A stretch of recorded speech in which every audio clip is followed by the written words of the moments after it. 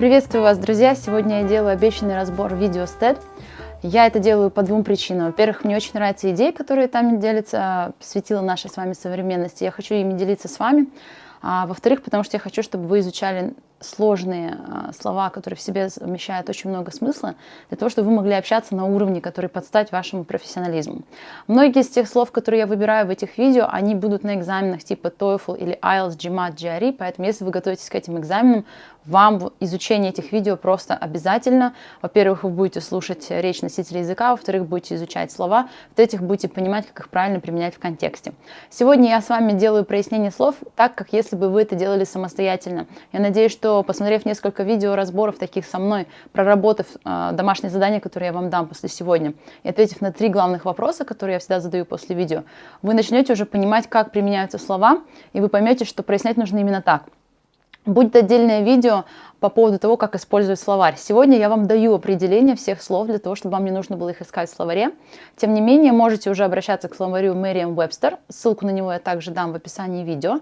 Для того, чтобы там порыться, посмотреть на некоторые нюансы, может быть, вам уже будет комфортно работать с ним. Вы также можете скачать себе приложение. Это очень классный словарь. Берите его везде с собой, с телефона, проясняйте слова. Это вольется просто в стиль вашей жизни, особенно если вы читаете что-то на заграничных форумах, там, на Forbes, на том же TED что-то смотрите, тут же проясняете слово, это вам помогает понимать смысл текста. Я из своего опыта преподавания и вообще общения с людьми понимаю, что даже на русском языке многие люди не понимают слова, причем зачастую это слова, которые в нашем обиходе, типа «однако» или «тем не менее». И они их вставляют в фразы в каком-то месте, где они, как минимум, противоречат смыслу. Если уж не противоречат, то тем более его не добавляют. Поэтому обязательно проясняйте слова, даже простые, которые вам кажутся знакомыми. Вы, возможно, где-то видели в контексте, но стали их использовать только исходя из этого контекста. То есть вы сделали придуманное определение. Придуманное определение – это то, что вы на своей догадке, основываясь, к этому слову приделали. А у слова зачастую есть 3, 4, 5 значений. И если вы пользуетесь только одним значением или пользуетесь тем более своим придуманным определением, которое вы на основе какой-то там ситуации, какой-то книги, какого-то текста придумали, вы, скорее всего, будете неправы и можете себя немножко глупо повести в какой-то ситуации.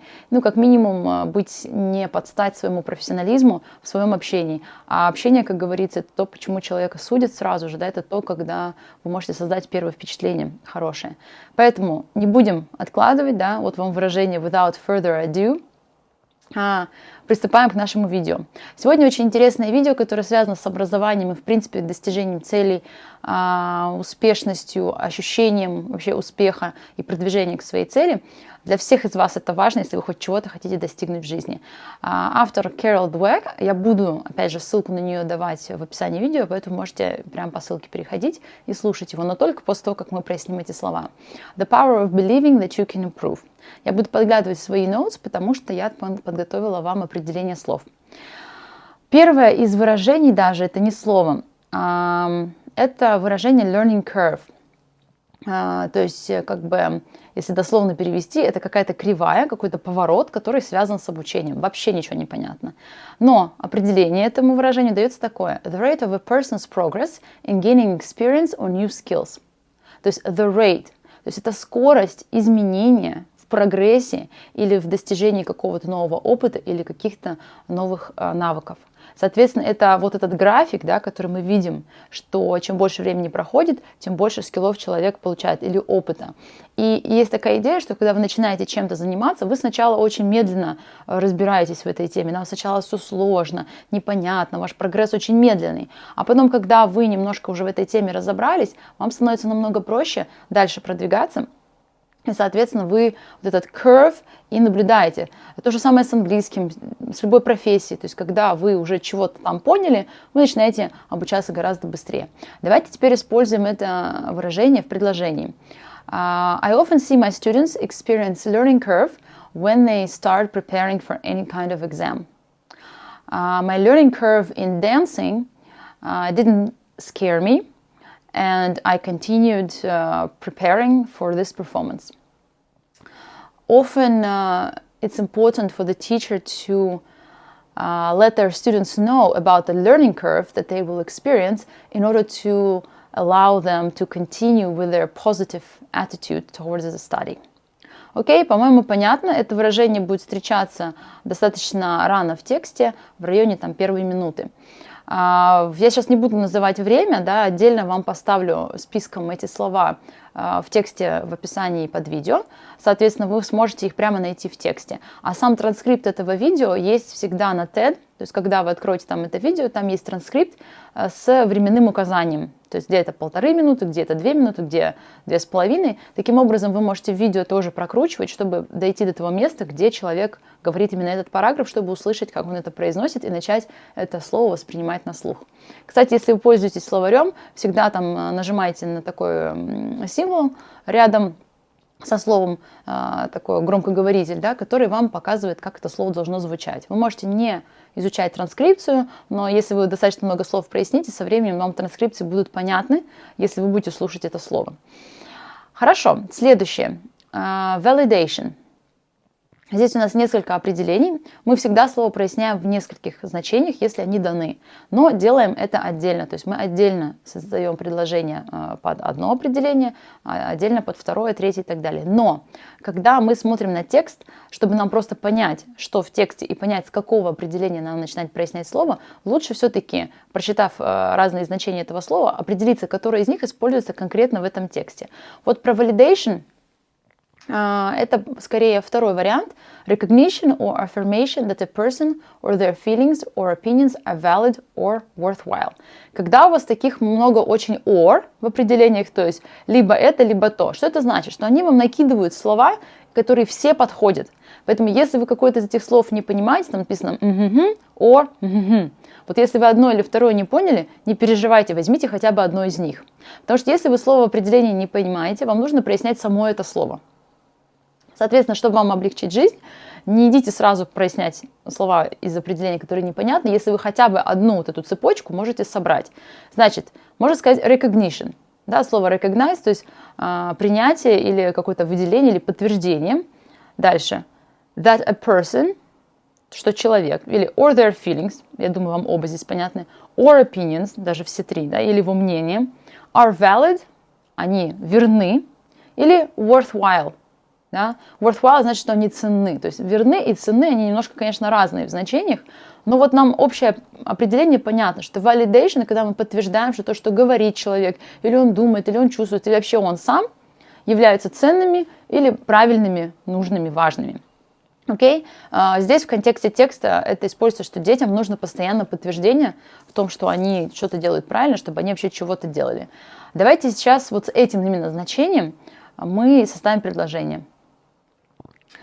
Women often go to work simply because they need the validation. Every person performs better in any area if they get the validation.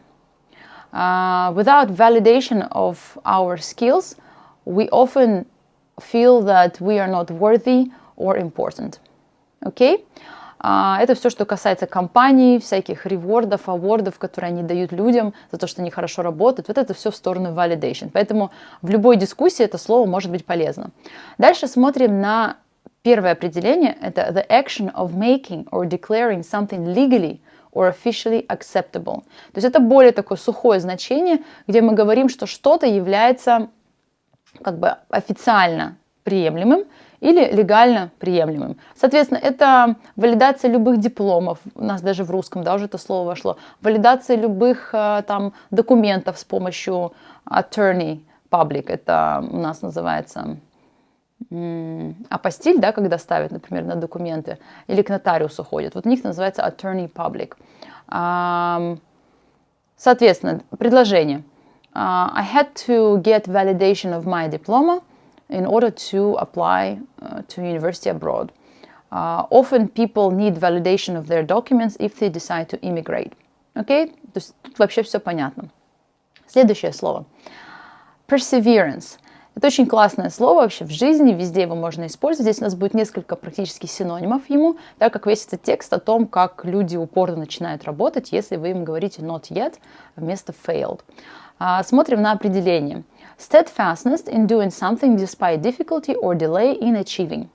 Alright, если вы слово steadfastness не знаете, да, можете его прояснить. Но по сути здесь говорится о том, что это некое упорство, упертость, настойчивость, вот такая способность не сдаваться, да, в делании чего-то, несмотря на сложность или какие-то временные ограничения в достижении чего-то.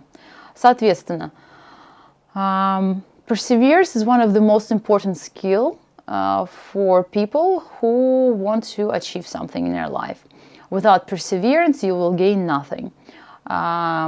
Many talented people have to practice perseverance in order to achieve the number one position in the world. Окей? Следующее слово resilient.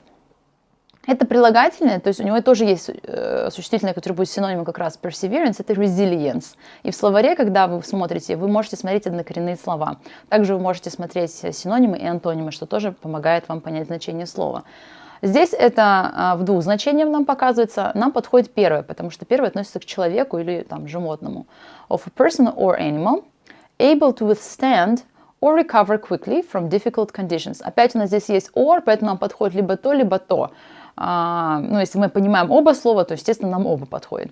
То есть тот, который может пережить или быстро как-то поправиться от каких-то сложных обстоятельств. Соответственно, это тоже похоже на perseverance, тот, который идет на пролом, не сдается. Здесь то же самое. Resilient, то есть тот, который не гнется, не прогибается, вот он идет на своем пути, не отступает.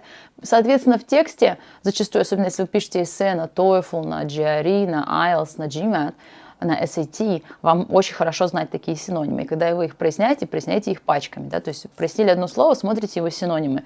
2-3, которые где-то слышали уже, тоже проясняйте, чтобы вы их могли использовать. Кстати, мы не просто так делаем здесь предложения на основе вашей жизни. Вам не так будут полезны мои примеры, сколько ваши примеры. Потому что если вы наделаете 10-15 примеров, вы почувствуете, что это понятно. Вот именно будет такое ощущение, что концептуально понятно. Тогда вы сможете в жизни эти слова применять. Моя задача, чтобы вы это видео могли обсудить. И для тех, кто дослушает до конца этого видео, для вас будет подарок как раз насчет обсуждения этих видео. Соответственно, сейчас мы возьмем слово именно resilient, так как оно было в тексте, и сделаем с ним предложение. My friend is really resilient, which is why he is so rich. This woman was quite resilient during her entire career, which is why she has become the boss of this company. I try to teach resilience to my students because I understand that they will gain nothing unless they persevere. Да, то есть я сюда еще и предыдущее слово завернула. Второе определение of a substance or object able to recoil or spring back into shape after bending, stretching or being compressed. То есть это именно типа пружинки, да, представьте, что что-то, что сжали, оно так быстро обратно свою форму приняло. Или там правильный багет, да, если его сжать, то хлеб обратно расправится в то же самое положение. Можем сделать пару предложений с этим. This toy is resilient. This is why it's called a stress toy. Знаете, такие игрушечки, которые сжимаешь, она обратно. I like when a pillow is resilient because it makes my head feel really good when I sleep. Окей? Дальше поехали. Еще одно похожее слово из этой группы – это persistence. Persistence тоже существительное, у него есть прилагательное persistent. И это значит, по сути, то же самое. Но определение нам говорит firm or obstinate continuance in a course of action in spite of difficulty or opposition. То есть здесь это через существительное, поэтому это continuance. Но если это было бы прилагательное, это был бы, допустим, человек, который продолжает делать что-то, несмотря на любые там, трудности и препятствия на пути. Но давайте возьмем именно persistence тогда, как существительное. I like people who demonstrate persistence when I give them difficult tasks. These are the people I like to work with. If you don't have any persistence in your study, you will get nowhere. Ну, понятно, да? То есть мы на эту тему уже много сделали различных примеров. И здесь еще есть такой подпунктик, это continued or prolonged existence of something. То есть когда что-то просто так долго продолжается, что, может быть, вы уже устали от этого, или, может быть, вы пытаетесь это остановить, но не можете. И здесь есть пример, да, обычно это о чем-то негативном. Например, the persistence of this cold weather is quite annoying for a lot of people. The persistence of economic crisis is depressing for many companies. Okay? Следующее слово очень интересное. У него много значений, оно часто используется и в бизнесе, и в взаимоотношениях межличностных. В любой там жизненной ситуации можно использовать это слово struggle. То есть struggle — это, по сути, как бы вообще-то бороться, как make forceful or violent efforts to get free of restraint or constriction. Но здесь еще есть некий смысл, да, что когда я как бы struggle с чем-то, что я пытаюсь от этого избавиться. То есть я делаю очень много действий, я прилагаю очень много усилий для того, чтобы избавиться от негативного эффекта чего-то другого на меня. Например, я могу там struggle with the dishes. Я вот не хочу мыть посуду, но я, короче, ее мою, и вот мне это неприятно, и вот я чувствую, что она так на меня влияет, ну, к примеру, да. Ну, или это что-то более глобальное, там, можно пытаться так избавиться от негативного эффекта, не знаю, экологии, или подавления на работе, или каких-то отрицательных эмоций, и всего чего угодно. Но дальше посмотрим на подпунктики. Первый — это engage in conflict, это такой вообще прямой, именно когда кто-то с кем-то борется.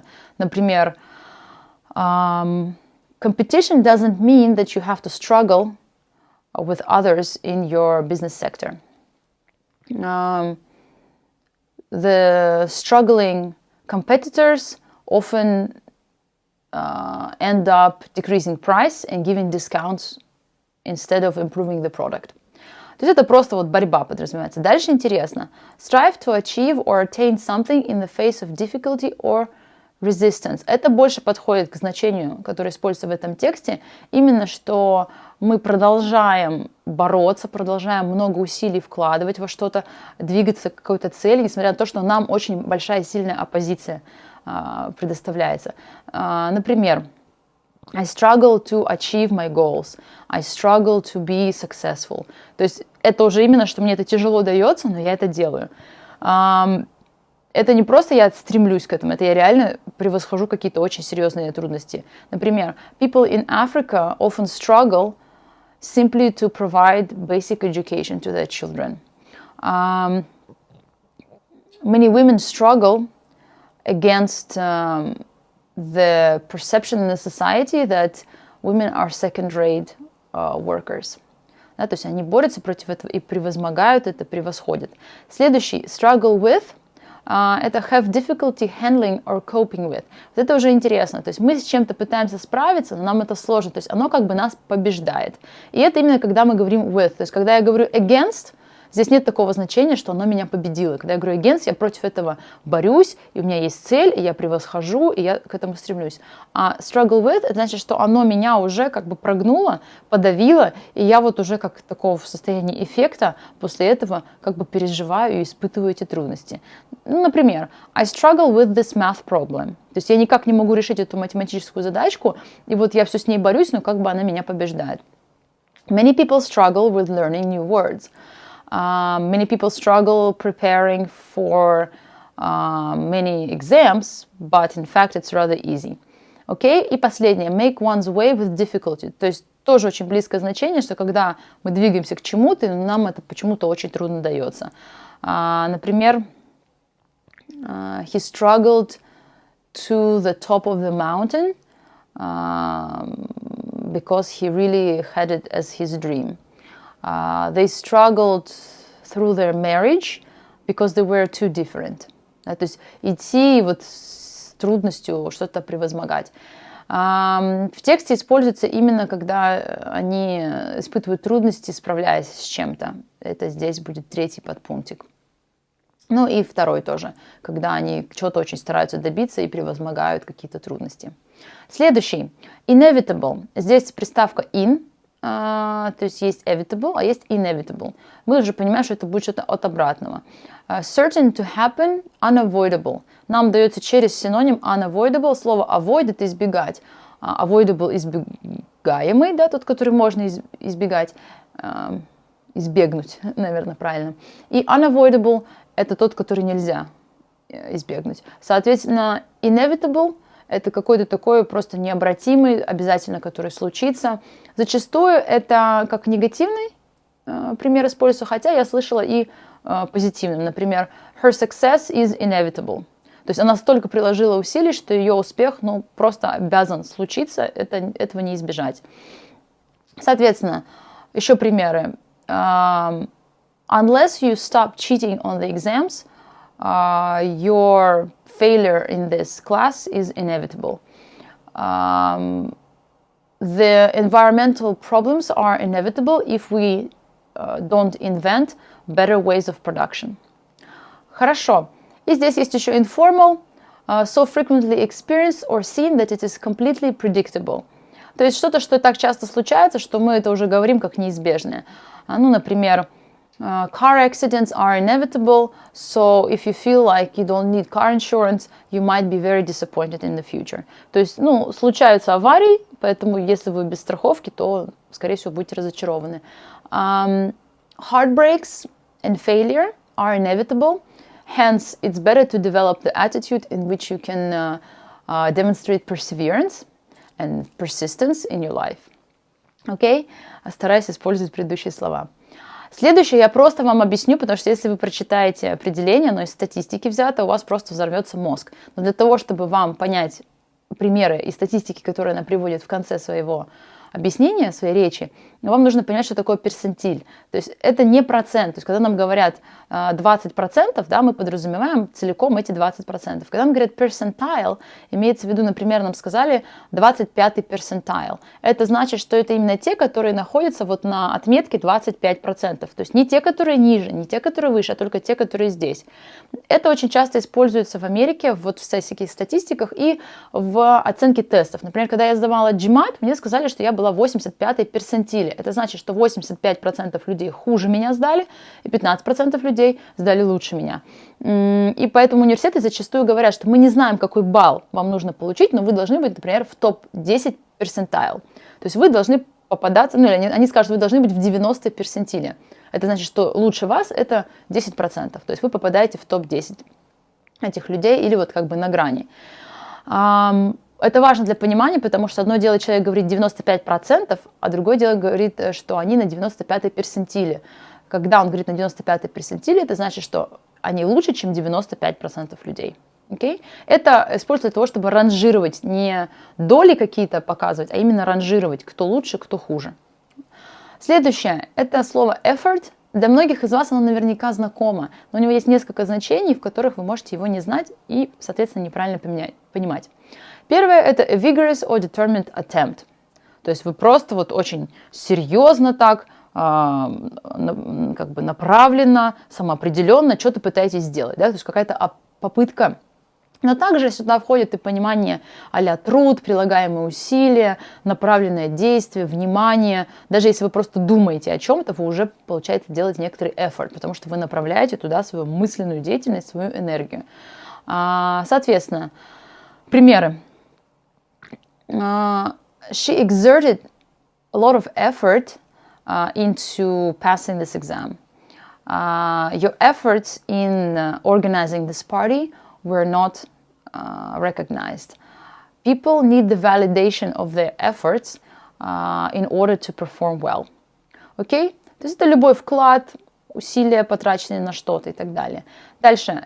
Следующее значение – это the result of an attempt. То есть это сам продукт, который человек сделал.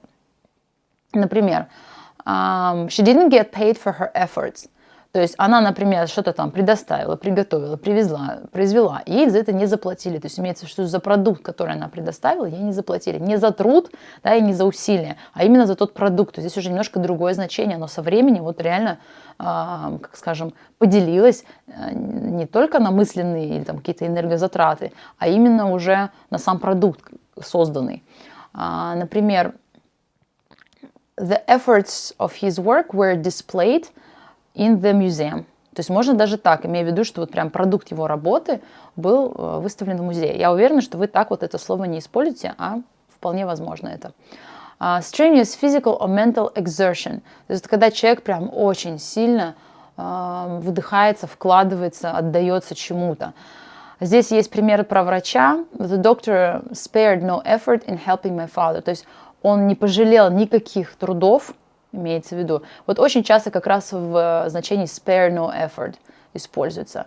Например, we spared no effort in creating this product for you guys. И последнее. The activities of a group of people with a common purpose. То есть это когда все стараются. Например, the organization effort. То есть старание направлено на то, чтобы что-то организовать. The remodeling effort. Our company really enjoyed the joint venture effort. То есть наша компания реально насладилась этим процессом слияния с другой компанией. Или the team invested a lot of time in the marketing effort. Имеется в виду, что они все вместе очень сильно постарались, чтобы создать такой маркетинг. И последнее слово на сегодня – это dumb. Его принято использовать в плане как дебил или какой-то глупый, да, там, необученный и так далее. Но у него есть на самом деле несколько значений. Первый очень интересный. Temporarily unable or unwilling to speak. То есть это значит speechless, если брать синоним. То есть человек, который настолько опешил, что он dumb. То есть он как бы становится тупым и бесчувственным, но это не значит, что он идиот. Да? То есть это именно, что он обескуражен, обесчувствен, обездвижен и такой на момент не может вообще осознавать. Например, the news made the whole family dumb for several days. The accident made me dumb as I saw many people getting killed. Да, то есть это что-то такое, что вводит тебя в шок, что ты даже говорить не можешь. Дальше. Of a person unable to speak, most typically because of congenital deafness. То есть это уже конкретно человек, который не может просто ничего говорить. Там dumb, blind и так далее. То есть это туда же. Например, he was dumb, so we couldn't understand each other. I really hope that I will never become dumb, because then I won't be able to have the YouTube channel for you guys. И последнее, это именно stupid. Это то, как бы в последнее время принято это слово использовать. Но поймите, да, что если вы что-то читаете или это слово используете, вы не обидите человека, если вы имеете в виду, что он просто не может говорить. Здесь может быть любое, да. Able only to transmit data or receive data from a computer. Это уже последнее. Having no independent processing capability. Это больше техническое, да, тоже может использоваться. Здесь, естественно, это вот в этом последнем, третьем используется значений. Собственно, когда люди чувствуют себя неадекватными, да, просто глупыми. Соответственно, теперь я вам рекомендую посмотреть это видео, чтобы вы могли его всю глубину воспринять. Я делюсь с вами этими словами, с определениями. Если они вам пока что сложными, забирайтесь в Merriam-Webster и ищите там для каждого слова. Если крутите страничку вниз, увидите определение для Second Language English Learners. Имеется в виду такие, как мы с вами, кто изучает английский язык как неродной. А также там есть определение для детей, то есть definition for kids. И вы можете его читать. То есть там простыми словами дано определение слова. Хотя бы так, для начала. Иначе вам придется прояснять все слова в определении слова для того, чтобы понять само определение, чтобы прояснить это слово. Если у вас трудности с созданием предложения, это значит, что вы слово не поняли. То есть определение вам непонятно. Значит, там встречается какое-то непонятное слово.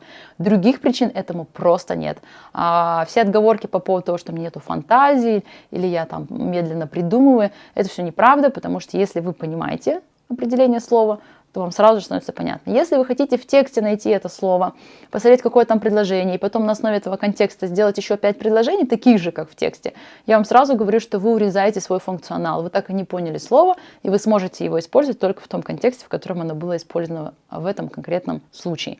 Ваша задача – это слово сделать своим, чтобы вы могли его виртуозно вворачивать туда, где оно подходит по смыслу. Соответственно, для того, чтобы вы могли потренироваться. Делайте дома предложения. Также я вам задаю сейчас 3 вопроса, которые хочу, чтобы вы обсудили и написали мне ваше мнение в комментариях. Если вам эта идея понравится, я создам отдельный чат-бот, и если там будет много людей, которые будут общаться между собой на тему видео, которые я буду выкладывать, я даже подключу туда преподавателя, который будет комментировать все, что вы пишете, и помогать вам исправлять ошибки в ваших выражениях. И, естественно, ошибки в применении слов. Поэтому, если вам эта идея нравится, делитесь этим видео, ставьте лайк. Чем больше нас будет, тем больше людей будет правильно думать и давать себе шансы жить по методологии not yet. Да, идея в том заключается, что позволяете себе понимать, что я просто еще пока не достиг цели и двигаюсь к ней и продолжаю вкладывать ресурсы в нее, чем ставить себе амбициозную цель, говорить себе, хоп, перепрыгни за один раз, а если ты не перепрыгнул, значит ты тупой, неспособный и все.